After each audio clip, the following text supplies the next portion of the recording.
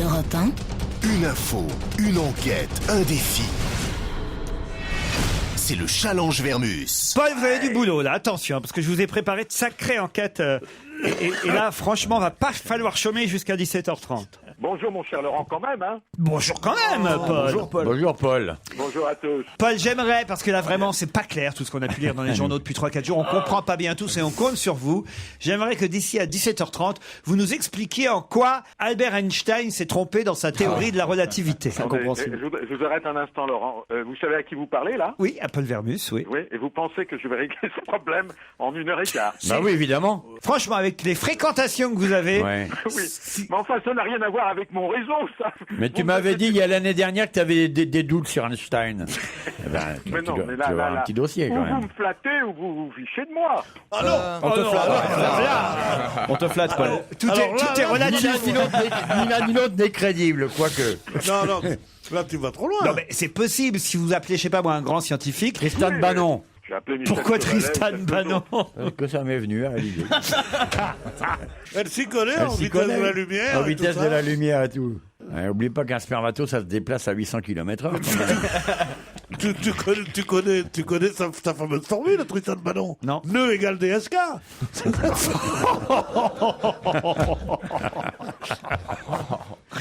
Nicolas Sarkozy, ce sera votre deuxième enquête, mon cher Paul, se rendra jeudi au Maroc pour l'inauguration du premier TGV marocain.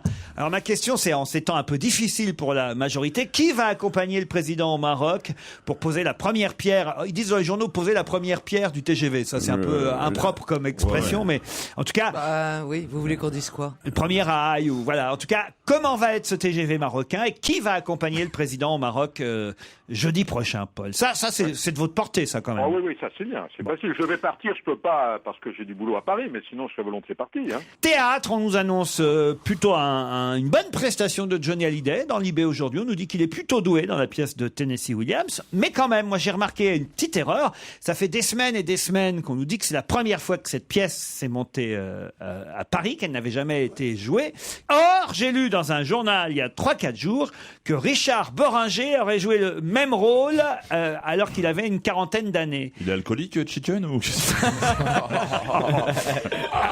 Alors, est-ce que c'est vrai? Est-ce que la pièce, contrairement à ce qu'on nous raconte depuis des semaines, a déjà été jouée? Est-ce que c'est vrai que Bohringer a déjà joué ce rôle? C'est fini ou il y en a encore un peu? Ah non, j'ai vu Jack Lang hier soir au Sénat, j'en ai parlé d'ailleurs ce matin dans mon presse-papier, et je me suis un peu moqué de lui, mais c'est vrai, je me suis demandé qu'est-ce qu'il foutait là? Oui. Parce qu'après tout, Jack Lang, il n'est pas sénateur, il n'est pas candidat aux primaires. Bon, on peut comprendre que Hollande et Martine Aubry aillent devant les caméras pour essayer de récupérer un peu de la victoire au Sénat, mais Jack Lang, pourquoi il était là? La dernière fois, il nous a fait le coup qu'il habitait Place des Vosges. Ouais. Il n'habite pas aussi Au Sénat. au Sénat. Donc, qu'est-ce qu'il foutait là? Bon, bah très bien, il y a du travail. C'est drôle comme question. Quoi? Je trouve ça démarrant comme question. Mais oui, je l'ai vu hier, il était là. Il y avait François Hollande et hop, il était là. Il est tout le temps là. Il quoi. passait. Non, mais c'est une remarque. Je me demande s'il serait pas attaché à une caméra. Il y a un truc, faudrait le. Mais il est cadreur en fait. Vous êtes capable d'avoir la réponse à toutes ces questions, Paul? En toute modestie, oui. Le mec à qui on dit de réfuter la théorie d'Einstein et qui dit Ouais. en toute modestie, oui. Rendez-vous à 17h30, Polo, alors.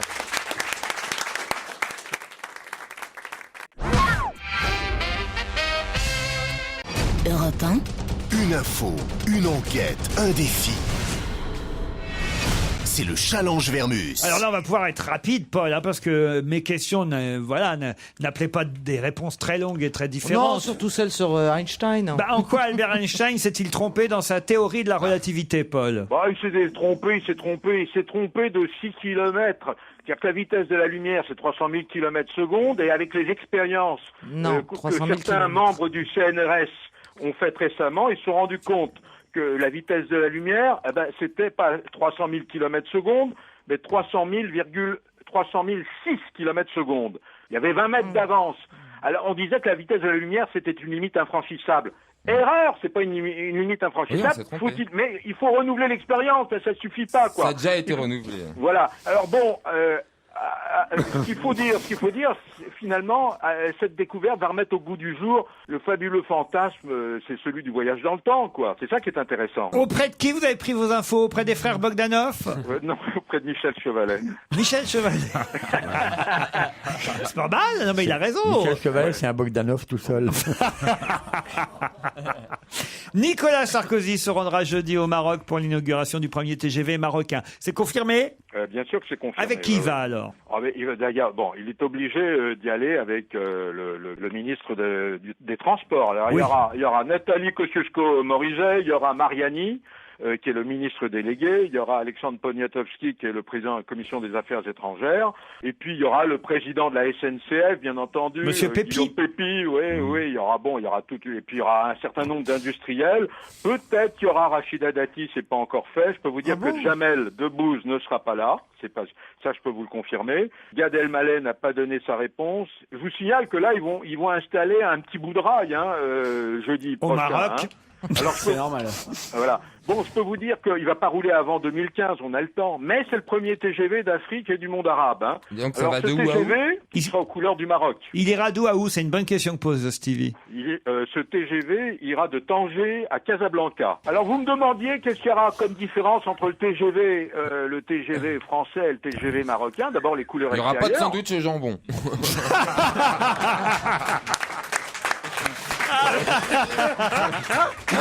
Il est drôle Stevie, qu'est-ce que vous voulez que je vous C'est vrai, dise? t'as les clubs sandwich, bon.